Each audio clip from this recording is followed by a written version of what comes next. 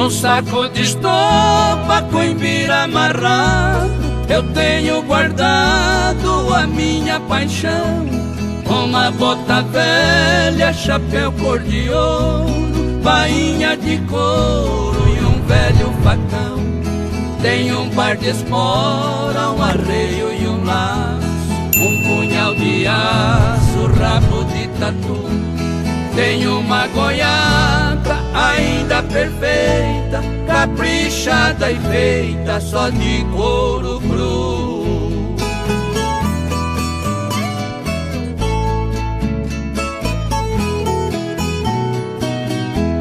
Do lampião quebrado só resta o pavio, pra lembrar o frio eu também guardei um pelego branco que perdeu o pelo, apesar do zelo com que eu cuidei.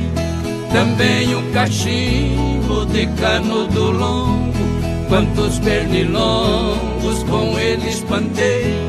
O estribo esquerdo que eu guardei com jeito, porque o direito na cerca quebrei.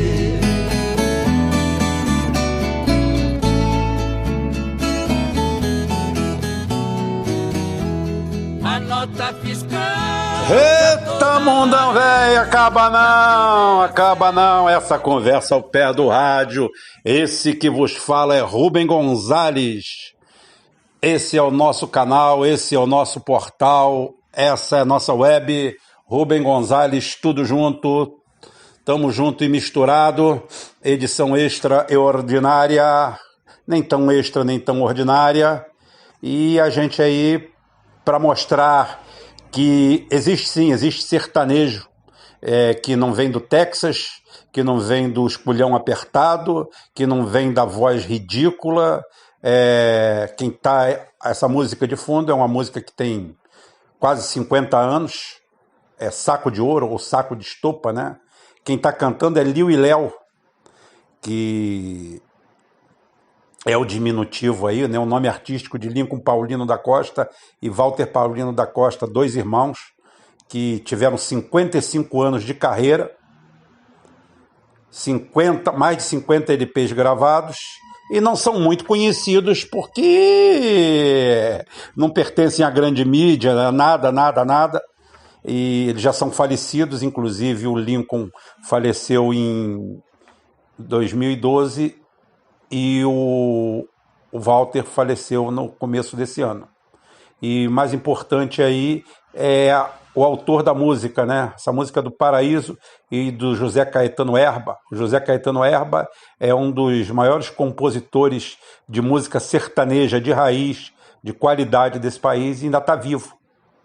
Paulista, tem 82 anos, se não me engano, foi bancário e tem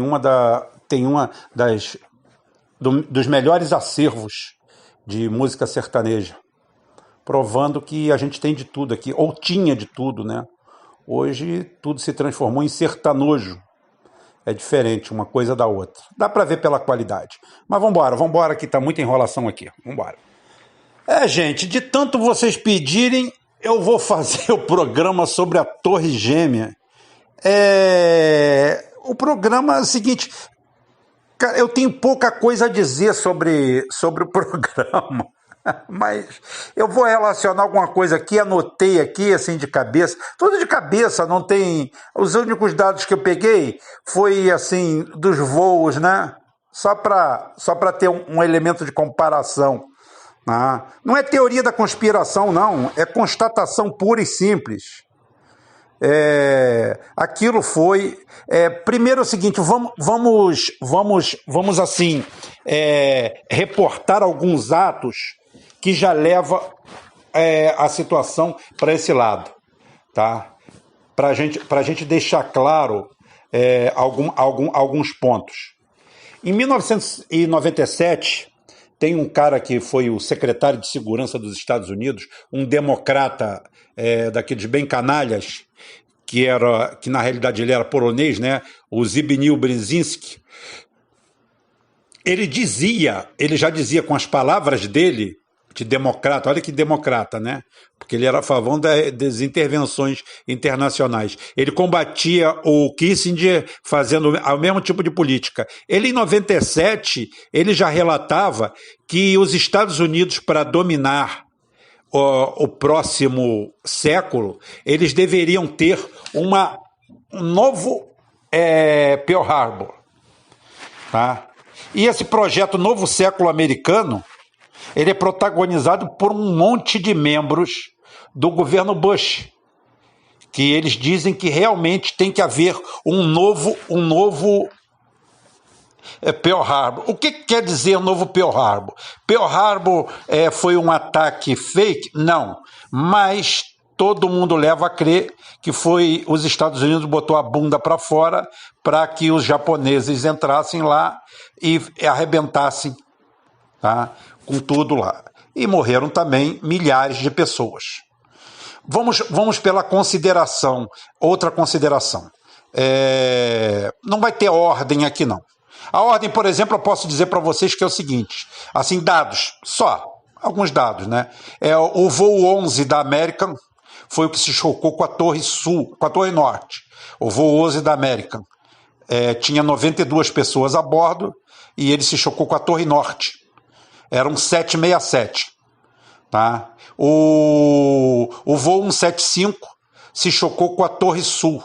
Ambos iam, esse daí era da United, ambos iam para Los Angeles. Tá? Tinha 65 pessoas a bordo, alegadamente, né? O voo 77 da American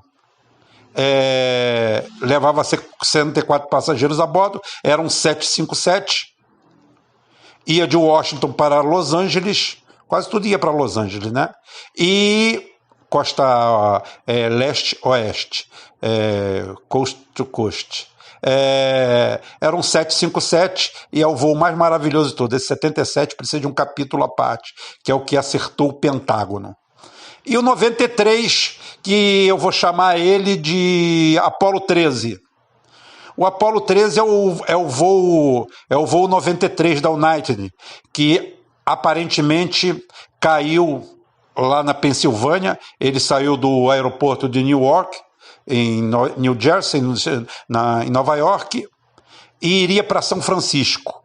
É o voo que não atacou lugar nenhum, que voou 40 minutos sem intervenção. Dizem que um caça foi interferir e nada, e o ato heróico de meia dúzia de bravos americanos derrubaram ele. Oh, que coisa linda, maravilhoso. Sniff, vou chorar. É o Apollo 13, ele é o Apollo 13. É para dizer que nem tudo deu certo, entendeu? Nem tudo deu certo. O mais interessante nisso tudo, que vale a pena a gente mesurar, já que nós estamos falando não de teoria da conspiração, mas da constatação de uma fraude, de um false flag. O false flag tem duas formas de acontecer. Uma é realmente você criar tudo do nada, e outra é você criar um falso núcleo, atrair otários e eles fazerem parte desse false flag, onde você dá todos os instrumentos, todas as saídas e tudo vai acontecendo. Tá? Primeiro ato disso tudo é engraçado, é saber, né, que 6 dos supostos sequestradores ainda estão vivos, ou estavam até pouco tempo atrás, incluído o Valed Al-Sherrid, que foi o cara que teria esfaqueado uma comissária no voo 11, né? O voo que acertou a Torre Norte. Ele esfaqueou ela e conseguiu sair vivo. Deve ter sido o único sobrevivente. Não, mas 6 sobreviveram a esse ataque. Então é o seguinte, vou dar alguns dados para vocês aqui, para vocês terem noção. Os Estados Unidos estava diante de uma crise econômica horrível, sem saber como sair dela. E vocês sabem que o capitalismo, quando está com o cu na parede, ele ou destrói o terceiro mundo, criando algum grande problema, ou cria uma guerra. Criar guerra para os Estados Unidos em 2001 era a coisa mais fácil do mundo. Por quê? Porque O Yeltsin, o alcoólatra lá, tinha acabado junto com o Gorbachev com a União Soviética, tinham destruído tudo. A Rússia era um bando, um país mergulhado na miséria, no extrato já beirando a fome, estava pronto de ser destruído. Então, ótimo, momento bom de arrumar uma guerra em qualquer lugar, porque seria uma guerra de esmagamento de baratas, ainda mais com toda a Europa, com toda a OTAN a favor, com toda a opinião pública mundial. O que os Estados Unidos precisavam era de um motivo. E esse motivo veio no ataque daqueles 2 elefantes brancos, 2 torres deficitárias, que aí eu não tiro o valor da PPP, né, a parceria público-privada, aqueles 2 elefantes brancos, que aí vem a principal pergunta. Era um ataque terrorista? Era um ataque para produzir mal, dor, destruição, certo? Certo. Por que o ataque foi às 8 horas da manhã, 8h40 da manhã? Se o expediente nas torres começava às 10 da manhã, é onde elas conseguiam a sua lotação plena, lá pelas 12 horas, 13 horas. Ali você teria Por quê? Você só conseguiu passagem para os voos da manhã? Foi isso? Então é o seguinte, se você vai fazer um ataque, como você fez, se você fez tudo aquilo ali, pergunta-se a você, por que você não faz no horário rush, horário pesado, para provocar o maior número de danos? Você não quer matar ninguém? Então fizesse à meia-noite. Aquela hora só tinha chicano lá dentro. Quer dizer, tinha um ou outro. Agora executivo não estava lá, diretores não estavam lá. Quem estava lá era peão com trabalho atrasado, que chegou mais cedo, ou gente pobre da limpeza. E quem morreu, um efeito secundário, foram policiais e bombeiros também, que é raia miúda, dane-se. Mas o principal foi salvo. Foi salvo, que foi o ataque, o horário do ataque. O horário do ataque é um primor. Porque você vai fazer um ataque terrorista, mas você usa uma hora onde tem máxima visualização, mas ao mesmo tempo você não vai atingir, vamos dizer assim, os estratos que interessam à sociedade. Para melhorar, o melhor de tudo é a queda do terceiro prédio do complexo. O terceiro prédio do complexo, ele cai, tá? A terceira torre, ela cai sem tomar impacto de nada, tá? Inclusive a FEMA, quando é questionada, tá? Que a FEMA é a Agência de Gestão Federal de Emergências, né? É aquela que tem 50 milhões de caixões preparados para a gente lá. O edifício número 7, que é a terceira torre, que ela só é pequena em comparação com as torres gêmeas. Aqui no Brasil, acho que a gente não tem nenhum arranha-céu com tantos andares. Acho que são 44 andares ou 47 andares. Se a gente tem, é muito pouco. A torre é imensa. Ela foi evacuada antes e ela cai no mesmo formato. Mas vamos aos impactos. Como eu falei, não tem cronologia, não tem nada. Tudo você vai pegando num todo. Isso tudo é material para você pensar. Os Estados Unidos estavam arrebentados, economicamente abalados, e só existiam reservas, essa informação não sai em qualquer lugar, só existiam reservas petrolíferas para 7 dias. Os Estados Unidos precisavam de uma guerra, precisava de motivos para botar a economia para girar, precisava tomar conta da Eurásia, precisava tomar conta do mundo, precisava cercar qualquer crescimento que houvesse da Rússia, que ainda era uma potência atômica, mas eles já estavam preparando, porque existiam ONGs, terceiro setor, ainda tem canalha russo que se diz russo defendendo o terceiro setor, preparando para a dissolução da Rússia. Inclusive já tinha ONG com um contrato pré-assinado para desmontar os submarinos russos, mais do que conveniente, né? Para a soberania toda dos Estados Unidos. Aí vem esse ataque, nesse horário, onde os Estados Unidos estão de joelhos, ferrado a esse ataque. Tem alguns dados que não saem em nenhum lugar. Por exemplo, eu não sei se vocês sabiam, mas o Marvin Bush, e seu primo, o Wirt Walker, acho que é Walker ou Eiliker, terceiro, eles adoram lá, segundo, terceiro, isso aí dá um status do caramba, né? Tá? Eles eram diretores da empresa de segurança do World Trade Center. Precisa dizer mais alguma coisa? Por quê eu estou falando isso?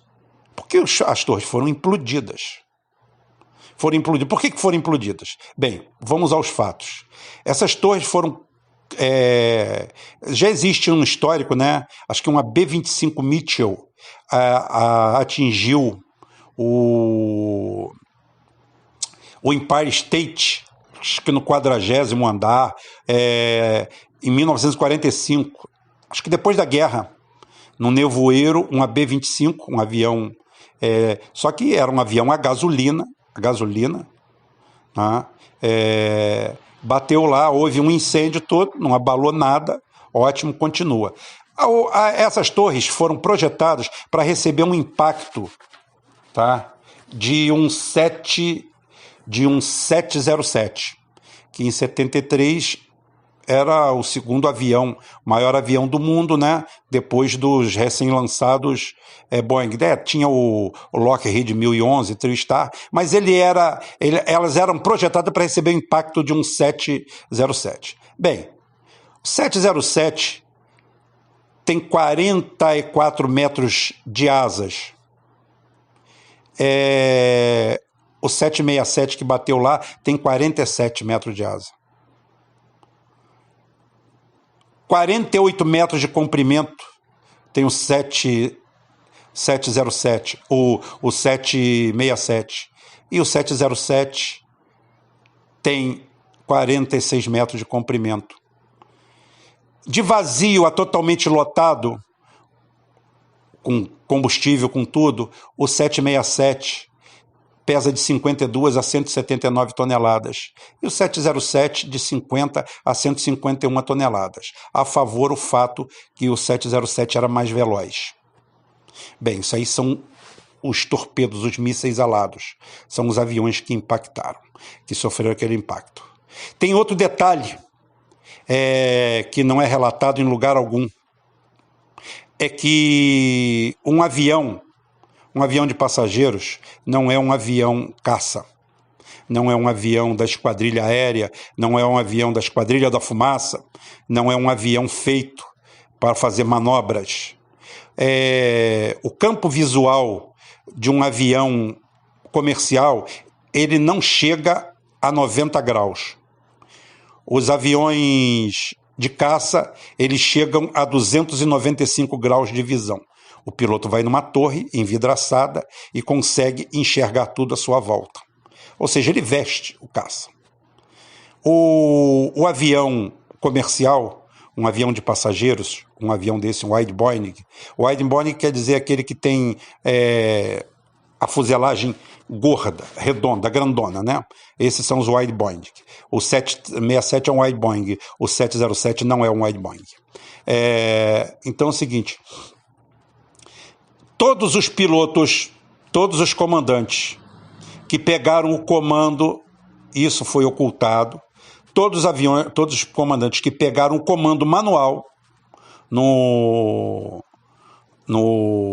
simulador e tentaram acertar as torres, não conseguiram. Não conseguiram, os caras não sabem pilotar, sabe. Só que pilotar um avião comercial de 170 toneladas não é pilotar um caça de 20 toneladas onde você vai numa torre em cima dele enxergando, pilotando ele como se pilota um Fórmula 1. Não. A menor interação que existe do piloto comercial é a pista. Ele não olha para a pista para pousar, ele é quase um submarino. Ele pousa por instrumentos, levanta voo por instrumentos. Tudo que ele usa são instrumentos. Tanto é que quando há falha nos instrumentos, acontecem acidentes gravíssimos, porque até a visualização da pista para baixo é zero. Ele tem que fazer a aproximação e ter a sensibilidade e o feeling. Então você pegar um avião no meio do caminho e falar assim, vai para lá, para um piloto, para um piloto usar as coordenadas. Agora você imagina meia dúzia de caras que, segundo consta, fizeram treinamento num teco-teco. Se você desse as coordenadas para o piloto, ele não iria. Como é que foi aquela grande? Não me pergunte.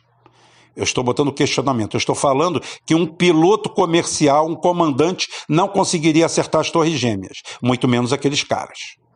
Isso é só para o começo. E por aí, e vamos mais, não paramos. As torres são atingidas no terço superior. O fogo, primeiro que é o seguinte, né? O desenho que fica dos aviões é muito interessante, né? Que ele parece o Looney Tunes, né? Faz aquele desenho do avião bonitinho, parece o Pernalonga. Fica o desenho daquela aeronave certinha. O que mostra, no mínimo, que aquele aviões tinham uma estrutura reforçada. Falaram em holografia, disso eu não acredito, porque não existia tecnologia naquela época para isso. Agora, a explosão é incompatível com o QAV. Por quê? O QAV, o querosene da aviação, avião não usa gasolina, usa querosene. Ele tem uma baixa taxa de inflamabilidade. Tá? A volatilidade dele é muito baixa. E outra coisa, o incêndio ali teve em torno de 1000 graus. E você, para derreter o aço, precisa de 1700. Então, como é que você derreteu o aço com aquele incêndio chinfrinho ali? Porque a construção do World Trade Center é construção espiga de milho, né? É uma torre por dentro da outra. Segundo os teóricos, os técnicos, os especialistas no relatório, aquilo ali foi pancake theory, a teoria do esmagamento, uns andares caindo sobre os outros. Só que eles esqueceram não, eles sabiam, existiam 47 superpilastras de aço no meio que sustentavam toda a estrutura. E aquilo ali é que dá a garantia de pode jogar um Boeing aqui que não vai acontecer nada. E é o que aconteceu, não aconteceu nada. Eis que, na hora que elas começam a colapsar, porque o nome daquilo é colapso, né? É a implosão, é a explosão para dentro, você vê nos andares inferiores a explosão de janelas, mostrando escape de gases, aonde houve explosões localizadas. Explosões localizadas que fizeram uma perfeita implosão, ajudada pelo contrapeso que tinha lá em cima, que devia ter de 200 a 300 toneladas, porque todo o super espigão tem um contrapeso de pêndulo lá no teto, lá no último andar, ou nos 2 últimos andares, ou nos 3 últimos andares, que ele faz um sistema pendular. Para quê? Para evitar exatamente o movimento exagerado no vento, porque a oscilação é muito grande. E aquele pêndulo diminui até 70% desse negócio. É um sistema eficiente. Como eu falei, lei da física não é promulgada no Congresso Nacional, então elas dão certo. Então é o seguinte, não existia o ponto de fulgor. O ponto de fulgor do QAV é muito alto. Aquela explosão é incompatível com o impacto do avião. Fora o fato de que não houve desmembramento nenhum. Foi um impacto à la Looney Tunes, perna longa. Já, por outro lado, no Pentágono, nós temos um impacto de um 757 num ângulo impossível. Porque é impossível um piloto, você pegar os 10 maiores ases do mundo e falar assim, olha só, está aqui um 757, você vai atacar um prédio ali que tem, sei lá, 25 metros de altura, e você vai nivelar ao nível do chão e vai entrar como um míssil dentro dele. É impossível. O avião vai cair, vai bater, vai perder sustentação, é impossível. Isso daí eu estou falando um ace. Não estou falando um qualquer. E um qualquer fez isso. E o melhor ainda, ali o efeito Looney Tunes, ou efeito Pernalonga, sumiu. As asas desapareceram. Entrou só o corpo central, tá? Só o charuto do avião que entrou. E sem deixar um pedaço do avião, não sobrou nada. incêndios miseráveis de destruir aviões inteiros, com explosões inteiras, sobra a ponta das asas, sobra a ponta das turbinas, a parte da turbina é de titânio, aquilo ali não derrete de jeito nenhum, aquilo ali se der 5.000 graus não derrete, mas dali derreteu tudo, sumiu tudo. O que você quer dizer? Pô, foi um míssil, foi um terra-terra, ou então foi um carro-bomba. Ali não foi avião nenhum. E o avião dali, aonde foi? Ah, não me pergunte. Não me pergunte. Não me pergunte por quê. Porque nesse momento que estava acontecendo tudo isso, George Bush estava inocentemente numa classe de crianças da primeira série, do maternal, lá segurando um livro de cabeça para baixo. E alguém chegou no ouvido dele e falou assim, estão atacando Nova York, nossos prédios. Não tem problema, tá? Por quê? Qual é o protocolo de segurança num ataque desconhecido, sem fonte conhecida?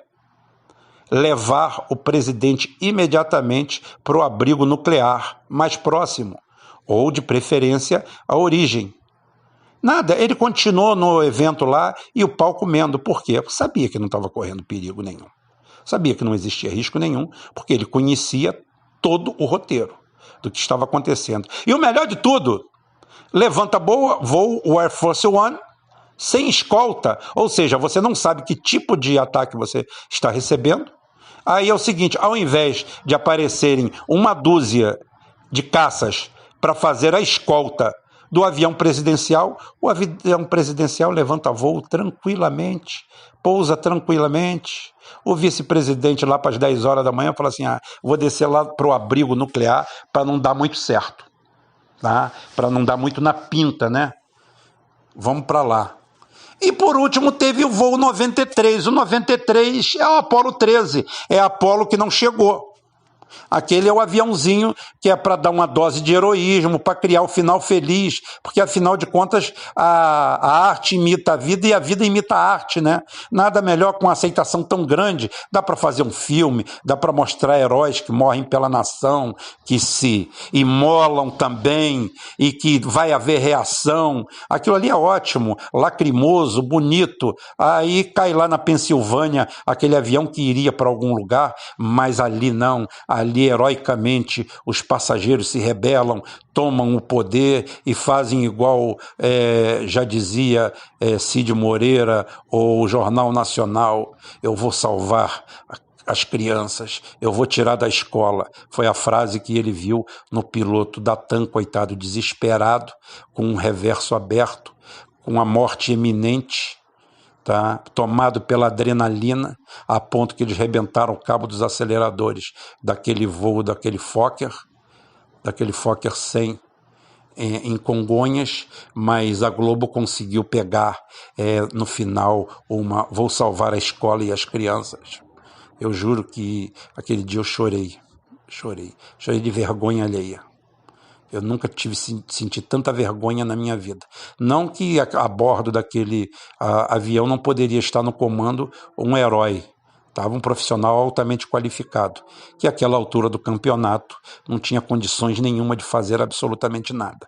Mas aí os Estados Unidos cria um ataque ao Pentágono, aquele elefante branco cheio de barrigudo do McDonald's, que vivem ali de roubar, de desviar dinheiro público do contribuinte americano, que está cada vez mais na merda, sustentando o canhão que tem 8.000 quilômetros de alcance, mas só no papel em Hollywood, tá?